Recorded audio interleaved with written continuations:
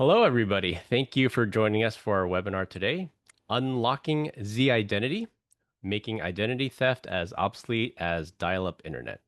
So I'm Chris Louie, a Customer Success Architect here at Zscaler, and today I am joined by Eric Fazenden, Senior Director of Product Management for Identity. Thank you for joining me here, Eric. Yeah, thank you, Chris. And today we're going to be talking about the Zscaler feature called ZIdentity. We're going to quickly walk through the agenda here, where we're going to talk about some of the benefits of what ZIdentity does, things like automated identity management, entitlement management, the concept of only having to authenticate once, and then we'll get into some of the benefits of that at the end. What's in it for you? So many organizations say, don't worry, we use passwords, but as you can see on the screen here, passwords can only get you so far. And what we view here at Zscaler as the next generation of moving just simply beyond passwords is something we like to call Z-identity. And that's where we hope to streamline things like identity, authentication, and entitlements. And we're going to get into each one of these in detail. Starting off with automated identity management, we're going to talk about things like managing identities using a SCIM, manage user group and admin roles, and automate that entitlement management.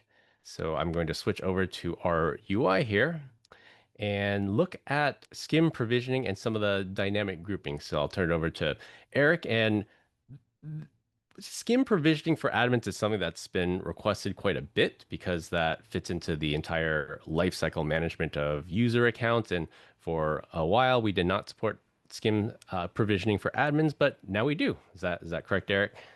Yeah, that's right, Chris. So historically, Zscaler has supported automating identity management through SCIM for end users. We haven't had support for the administrator use case until ZIdentity. And so one of the key architectural benefits of ZIdentity is that it is a centralized and common identity service for all of Zscaler. And so when we have a feature that we support for identities at ZIdentity, it benefits all identity types. And so by simply adding SCIM provisioning to ZIdentity, that benefits both the administrator and end user use case. And I think one of the things for that provisioning process, so we can create the admins based off of SCIM, but now that we've created the admin, how do we determine what scope that admin has? Yeah, exactly. So one of the benefits that we've added related to role assignments to users in ZIdentity is based on a configuration where you can associate administrative roles to groups, and then based on a user's group management or group membership, which again can be automated through SCIM, users can automatically be entitled as administrators of Zscaler, or their entitlement can be deprovisioned later, all of which can be streamlined and automated from the external IDP, and no changes are required manually at the Zscaler or ZIdentity UI. Okay, so that's great for like organizations where they say we do everything in the IDP and we don't have to want to do something in the IDP and then go ahead and redo that in Zscaler. So this helps synchronize, keep everything nice and synchronized in both places, right? Yeah, exactly. It takes out the risk of manual changes and everything is automated. Great, great. Well, the more automation, the better, as we like to say. Yep. Talking about like assignments and groups, another thing that ZIdentity brings us is entitlement management. There are, multiple products that we support here at Zscaler, and let's say the admin for internet access might not also be the admin for ZDX or Zscaler Private Access. And as part of administrative provisionings, we can now have the correct entitlements for those administrators. And what I have here is just these are screenshots directly from the ZIdentity management console. And you can see, like I mentioned, there are multiple products that we have here, and then we can now dynamically assign that to a user. Is that right, Eric? Yeah, so again, by establishing a common identity service for all of Zscaler, we've done a couple of things. One is we've normalized identity so that rather than separate identities or administrators in this case being managed for, say, ZIA and ZPA, we can manage just a single identity and then entitle that single identity with admin roles at ZIA or ZPA. And so that further leads to exactly what we're addressing here on this slide, where that admin entitlement is centrally managed, so that when users come through the front door, which is ZIdentity, and attempt to access downstream services, ZIdentity is that point where the role is assigned and evaluation of that role so that we know where that administrator is allowed to go. And then ultimately at the downstream services, what they're able to do when they get there. But yeah, so administrative entitlements and the assignment of those entitlements is performed at ZIdentity.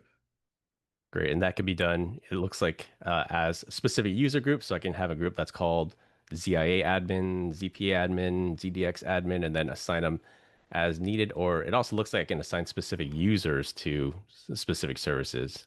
Yeah, that's correct. And our recommendation is to leverage user groups for some of the benefits I mentioned earlier here in this webinar, so that you can automate the administrative role assignment based off of changes at the external IDP through their group membership. But you can also assign entitlements directly to users if you so choose. Okay. Great. So best practices by groups, but we do make it available to individual users as well. That's right. Okay, maybe one of the largest benefits of Z identity. We've talked about a lot of the benefits before, but the concept of authenticating once, very similar to how single sign-on works, and we authenticate once, and it allows you to access multiple services. And through that authentication component of it, we supported SAML for a very long time. That's the industry standard for authentication. But specifically now with ZIdentity, we support OIDC, and I guess there's some benefits of that over SAML.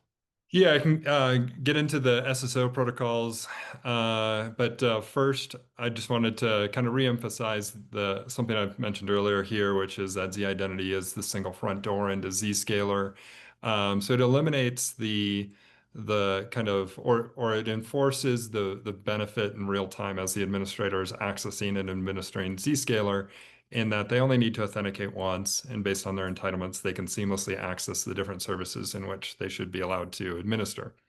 But in terms of integration with external IDPs for single sign-on, yes, historically Zscaler, as well as the entire SaaS industry, has leveraged SAML, and SAML has been a very good cross-domain single sign-on protocol. No concerns there. However, the standards or the identity standards-based industry is really focused on OpenID Connect and other more recent identity protocols. And so that's where really all the innovation is happening today, is around OpenID Connect and related protocols.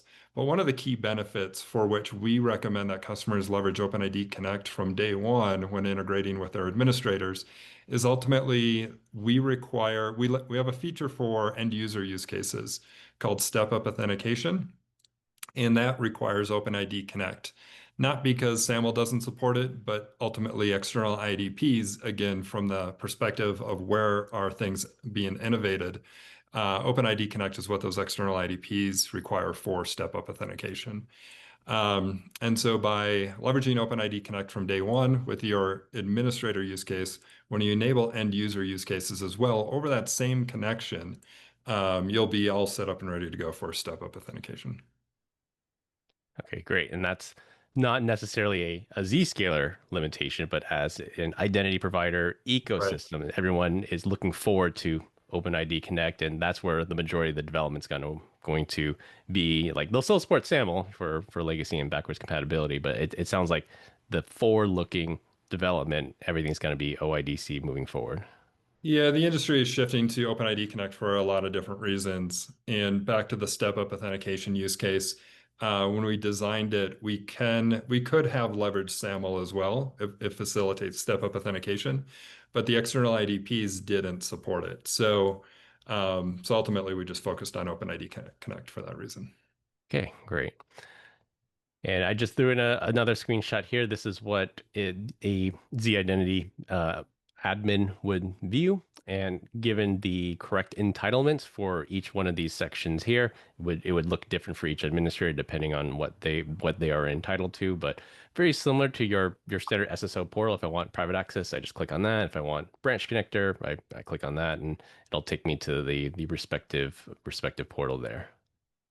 Yeah, and so yeah, what you're seeing here is the view of a user that has administrative roles over all of these different products. And so another user might have administrative roles only over a couple of them, and they would only see those tiles. Now, one of the things that we're doing as ZIdentity is stitching together all Zscaler products through ZIdentity, again, as the common identity service and as the single front door to enable access to all these downstream products seamlessly based on that initial authentication. But it's also worth noting that this is sort of an interim step as we move all of our customers into the Experience Center, which really unifies all administrative experiences into one cohesive admin experience rather than these disparate kind of SSO interactions between the different products. Um, so this is what's showing kind of the stitching together of those different products and what we're doing to enable kind of in this interim step, these administrators being able to seamlessly access the different products. But we'll see in a couple of slides. Ultimately, the destination for all of our customers is the Experience Center. Yeah, a little bit of foreshadowing there, and even at the top here, it gives a little hint here. It says your organization has been upgraded with the Experience Center. So as Eric mentioned, we'll definitely be getting into that, and you'll get a preview of what that looks like. Yep, that's right. Another side benefit, maybe this isn't one of the key selling points, but one of the side benefits, at least in my opinion, is that multi-factor authentication will now be mandatory. Historically, for things like ZIA, ZPA, ZDX, and the like, it was you had the ability to just have username and password, and MFA was supported, but not required. But with the introduction of ZIdentity, at least with Zscaler being the identity provider for that, not connected to external SAML, uh, multi-factor authentication is now required, and we support many of the current standards for multi-factor authentication. Yeah. And I think very simply put, ensuring a user, the integrity of the authenticated user is very important, without question, when it comes to administering your zero trust infrastructure. And so there's been an evolution over time with Zscaler in terms of supporting different modes of authentication, integrating with external IDPs, allowing customers to use multi-factor authentication at those external IDPs. But ultimately, as things have evolved, we've recognized the need to ensure to have the highest degree of confidence that an administrator that is authenticated is in fact who they say they are. And so we've added various support for multi-factor authentication, one of which being if you are a user with a hosted username and password at ZIdentity, you are required to use a second factor of authentication or MFA in order to administer Zscaler. And so these are the different MFA options that we provide. We also have the ability to enforce MFA for externally authenticated users that come from an external IDP via SSO. So after the SSO transaction, you can require that those users also are challenged by Zscaler's or ZIdentity's MFA. Yep. Yeah, and that's username and password. I think worked when Zscaler first launched ZIA. I think that might have been, yeah, that was the standard. But as time goes on, as attacks get worse, they never get better. Then it becomes incumbent that we should have by default multi-factor authentication. That's what ZIdentity does now to help sort of mitigate those like credential stuffing type attacks that we've seen against some of the SaaS vendors out there with things like password reuse and being able to access admin consoles with by unauthorized users. But this mandatory MFA at least makes it that much more difficult for those attackers. Yep, absolutely.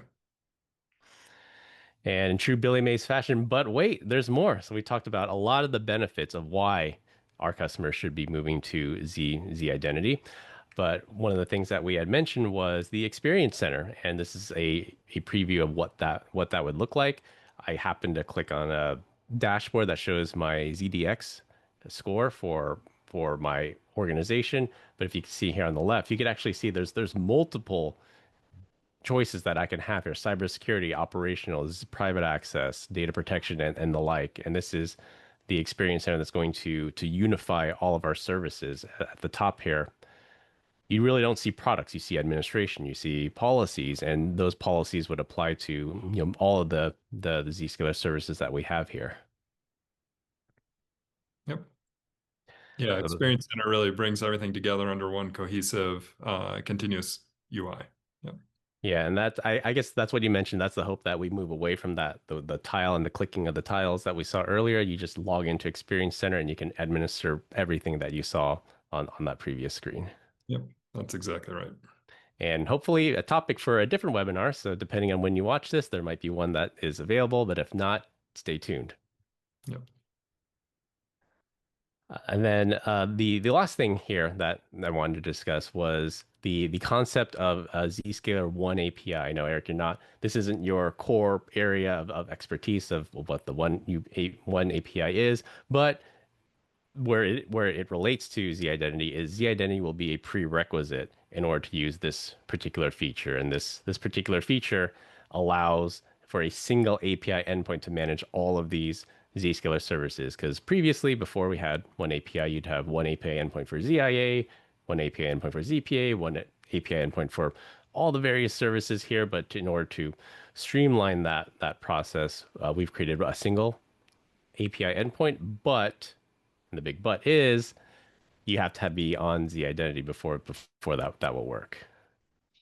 Yeah, hopefully the viewer is starting to recognize a theme here of unification, of building kind of a common interface to things. So we talked about identity, experience center, unifying the administrative UIs. One API is exactly in that same theme, where historically we've had a number of different administrative APIs across our products. And as we rapidly have been deploying and building out new products, the number of admin APIs has been growing and growing. One API unifies all of that into a single API endpoint and establishes consistency across those APIs. And to your point, the administration of API clients for one API is done through ZIdentity. So ZIdentity is the place, the centralized place where you manage your API clients, credentials for those API clients, what those API clients are authorized to do. All of that is centrally managed again at ZIdentity, which ultimately kind of blends into the background with the Experience Center. But you'll only have one place to administer those API clients. And ultimately, at runtime, when those API clients are hitting administrative APIs, we have a common API gateway for all services. All right, great. So if you'd like to know more and begin your journey to migrating to ZIdentity, if you haven't made that journey already, for our existing customers, you can contact Zscaler support to request a ZIdentity migration, and our support team will work with you to come up with a migration plan to ensure a seamless transitions. And for, I believe, for new customers, ZIdentity will be turned on by default. Yeah, that's right. So ZIdentity for all new customers, by default they're getting ZIdentity for administrators. Existing customers that aren't leveraging ZIdentity today, we have a migration workflow, and as the slide shows there, you can contact our support to be provisioned for that. Also worth noting, we are actively building out the support for migrating existing customers to ZIdentity for the end user use case as well. So that is sort of the next step in progression here, beyond the administrator use case. All right. Well, that's all we have for today. I'd like to thank Eric for his time. And I'd like to thank you, the viewer. Thank you for watching and thank you for listening. I hope you gained something valuable from this. And until next time, thanks for watching. Yeah, thank you, Chris. Thank you, everybody.